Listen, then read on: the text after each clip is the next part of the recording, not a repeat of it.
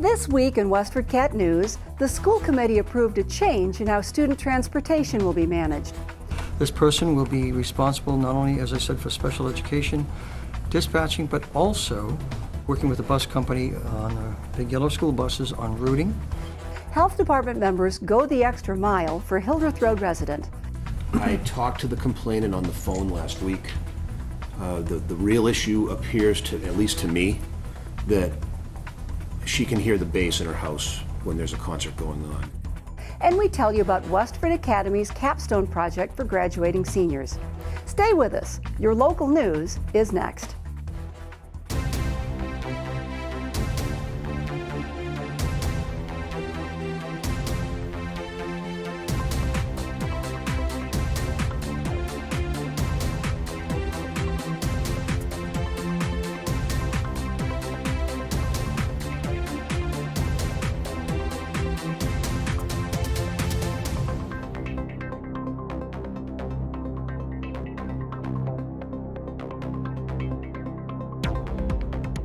Welcome to WestfordCAT News. I'm Nancy Burns, a WestfordCAT board member.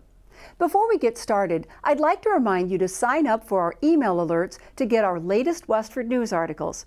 Just visit westfordcatnews.org and click on the red subscribe button in the upper right corner. Do you have a local issue that you feel passionate about? Our news director, Joyce Polino Crane, would like to work with you in the details and collaborate on telling your story. Email jcrane@westfordcat.org to team up. It was a windstorm this winter that convinced Superintendent Bill Olson to restructure how the school department manages transportation. Olson is recommending that the school department hire a manager to oversee the vans for transporting disabled students and the bus service at an annual salary of $55,000 to $60,000. Currently, the special education transportation dispatcher earns about $44,000 annually. The assistant dispatcher earns about $33,000 annually, for a total of almost $77,000.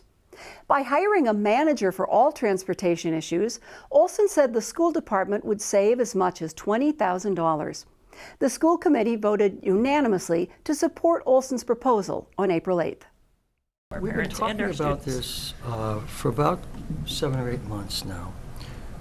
But what brought me to the point of recommending it right now is the windstorm that we had 2 months ago, I guess it was, and some of the streets being closed, and some of the buses could not proceed down the street, and there were a couple of children who were left off quite a distance from their house, and we don't want to see that happen again. So we want a single point of contact and one person being responsible. If we have streets, for example, Providence Road, we checked this morning, there was a culvert that collapsed, but we checked with the bus company and said there would be no impact to the transportation, so we were okay there. But we want to make sure that if another situation like that, whether it's winter, snow, ice, wind, is closing streets, the transportation manager is a person for parents to contact, or for the transportation manager to contact the parents if there are not many involved.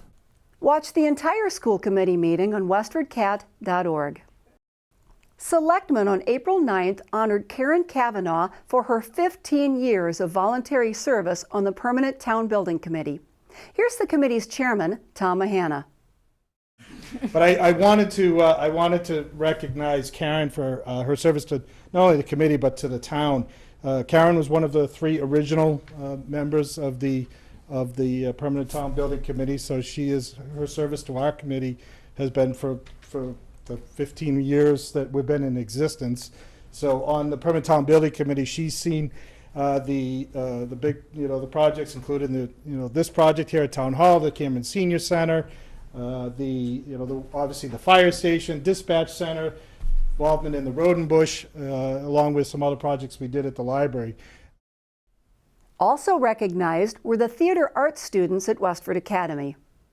The Westford Academy Theater Arts production of The Wolves was named state finals winner at the Massachusetts Educational Theater Guild's state final round held at the Back Bay Events Center in Boston this past, was it this past weekend? 2 weekends ago, 2 weekends right? ago, yes. In addition to the production's tremendous success, 7 Westford Academy students were named to the All-Star Company. The program continues to excel in so many ways over so many years.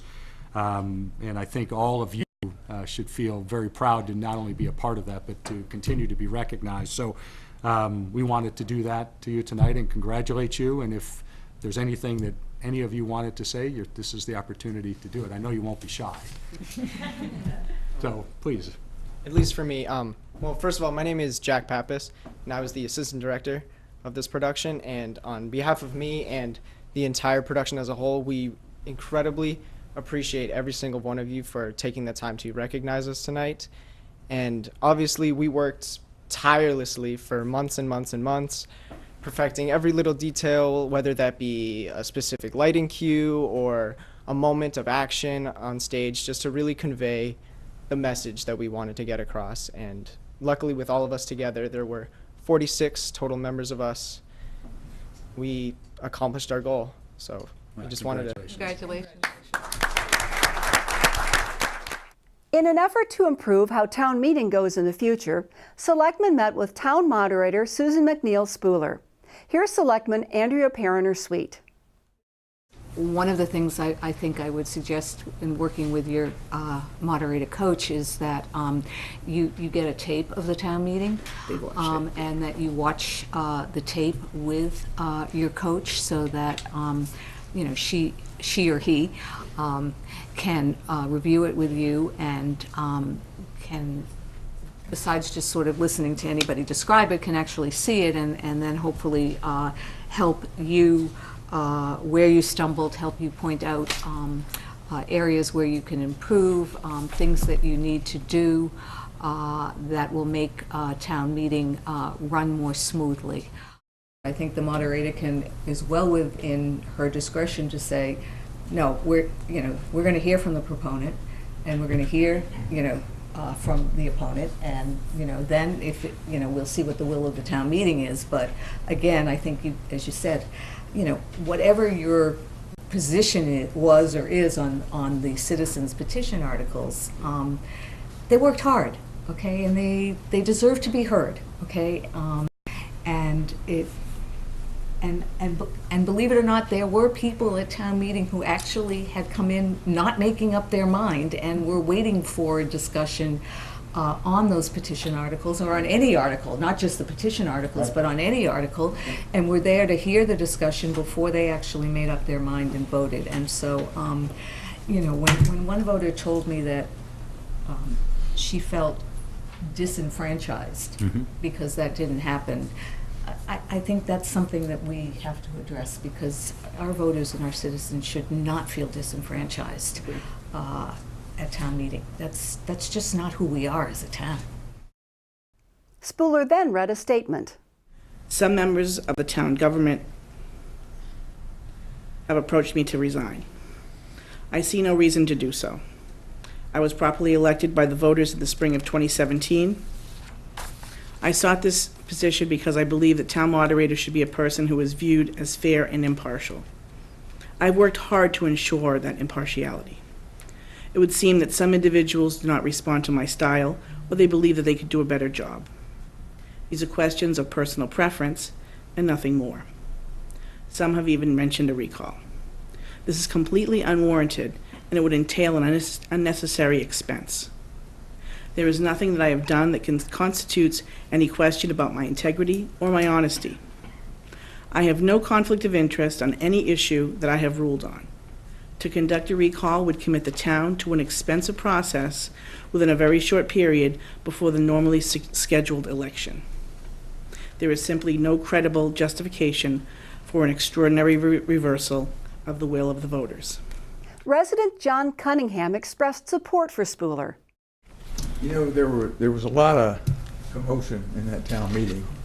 There were a lot of challenges to the town moderator that really were inappropriate. She would direct the questions to come to her. You'd hear kind of a groan somewhere or somebody else saying something. You had a couple of presenters or members in particular challenge her, and it was uncalled for. And so I think this was as much the town meeting's problem as it was the moderator's. Watch the entire Selectmen's meeting at WestfordCAT.org. An unnamed resident on Hildreth Street is complaining to the Health Department about concert noise coming from the Parish Center for the Arts. Here's Health Director Jeff Stevens explaining how he is trying to help the resident. We've had a resident on Hildreth Street that has made several complaints regarding noise at the Parish Center for the Arts. It has to do with their Saturday night concerts, and they can sometimes hear it in their building. So what Seth and I have both done, and have used an intern to do as well, have gone out on Saturday nights on 3 different occasions, and we have taken baseline data when there has not been shows, when there has been a show, and most recently we took a longer hour-and-a-half baseline data on just a random Saturday night where it was 50 degrees, no rain, light winds, about as standard as and probably as quiet as a night gets on Main Street. So nothing was going on? Nothing was going on, at least as far as concerts will go. I talked to the complainant on the phone last week. The real issue appears to, at least to me, that she can hear the bass in her house when there's a concert going on. And the noise regulation the state has doesn't really address concerts so much if it's a public gathering. However, it does address things like pure tones and things like that. And I could imagine if I was sitting at my house and I heard this go on for 3 hours, it would probably drive you a little bit crazy. Watch the entire Board of Health meeting at WestfordCAT.org. And now for our feature of the week. Most Westford Academy seniors are off campus through May 17th, completing their Capstone projects. The students are in real-world settings, completing projects or assisting with workplace responsibilities. At WestfordCAT, seniors Matthew Doherty and Brendan Berg are working on creative video productions and helping each other out. Guidance counselors Heidi Hyder and Susan Lynch coordinate the program. Here's what they had to say about it. The Capstone program is really the summation of a deliberate 4-year school to careers program. As freshmen, we have the students start doing personality and career-related inventories. As sophomores and juniors, they attend the career exploration breakfast. Spring of junior year, students participate in a 1-day job shadow program, and then all of those pieces feed into a formal senior capstone program where students can do a more traditional internship. They can volunteer to an organization of their choice for community service for 5 weeks, or students who have 2 or more AP courses can do a research paper or project. We find that it helps students utilize the 21st century skills that we've focused on throughout their school careers, and also really prepares them for both college and the workplace. WA started the Capstone program in 2003 when one of our counselors at that time, Wendy Pikacek, was at a conference and was sort of researching and hearing about programs that existed in other schools to provide this Capstone summation opportunity for their students to really put those skills that they've learned in high school to use in the real world. So the program was formally started in 2003 with maybe a handful of students participating, and it has grown till this year. We have, for the class of 2019, we're expecting 100% participation. So with the class size of about 445 students, we'll have that many students participating in some kind of program to kind of help them learn to put those skills that they've learned in the classroom out to use in the real world. Tune in to WestfordCAT.org in a few weeks to see what Doherty and Berg produce. April 6 was a big day for disaster responders. Governor Charlie Baker proclaimed last Saturday as the first ever Massachusetts Medical Reserve Corps Day. This special one-time recognition honors 13,000 MRC members in 38 units across the state. Nationally, MRC volunteers train for emergencies throughout the year. They also provide flu clinic staffing, screening for diseases, public health education, and a vast array of other services. A major training day took place on April 6th for 5 of those units. These included the Upper Merrimack Valley MRC, which is based at the Westford Health Department. 170 MRC members and nursing students were in attendance at the Bedford campus of Middlesex Community College to sharpen their responder skills. The theme for the day was Everyone Matters. Each person at the conference, from medical, administrative, behavioral health, and other fields, was reminded that they could help to save a life. Middlesex County District Attorney Marion Ryan delivered the keynote address on the region's opioid crisis. Sandy Mackey, Trauma Service Nurse Director at Leahy Hospital in Burlington, presented on teamwork in trauma response. MRC leaders discussed their unit's responses to the gas explosions disaster. Seasoned radio news anchor Rod Fritz talked about media coverage of disasters over the years. Terry Downs, whose Homeland Security program at MCC hosted the day's event, gave impassioned comments on awareness of terrorism and the need for all Americans to stay vigilant. There were 9 classroom sessions in the afternoon. Topics covered cardiac arrest, pediatrics, opioid awareness, Narcan training, traumatic brain injury, risk communications, nursing skills, service animals, and diabetes. Each speaker was given a 72-hour kit in appreciation for donating their time to present. Full disclosure, I'm the coordinator of the Upper Merrimack Valley Medical Reserve Corps. April is a good time to go berry picking at the Lowell Humane Society. For Barry the bunny, that is. Here's adoption counselor Erin Milligan with more on this feisty little rabbit. So this is Barry. So Barry is a 1-year-old rabbit. She came in with a few other rabbits, all family members. So we think that she will likely do well with another rabbit. She is looking for a rabbit-experienced home, someone who enjoys pets as much as she does, but she also needs someone who is good with handling kind of a feisty rabbit. She likes things on her terms. You do need to go slow with her, give her a chance to get to know you first. She is a smart girl, so she definitely appreciates a family who likes to do enrichment and will come up with different activities and stuff for her to do. One of the things we like to do here is we will put a sheet over the walls of her cage, and it creates a bit of a fort. Like when you were a kid, if you had your own fort. She does love that.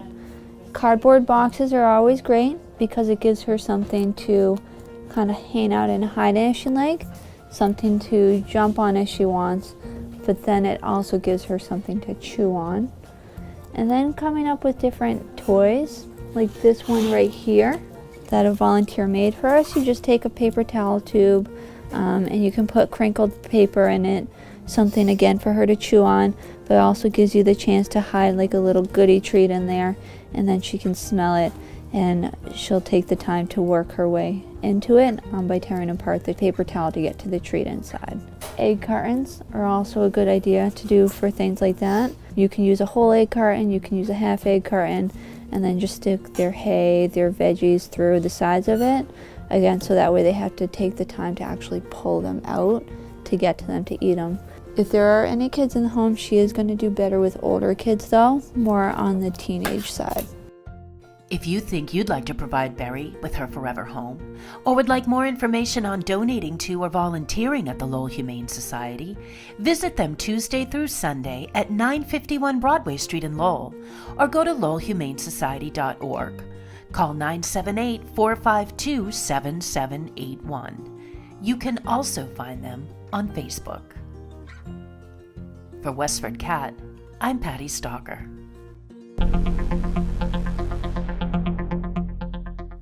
Let's see what weather.com is forecasting as we head into the weekend.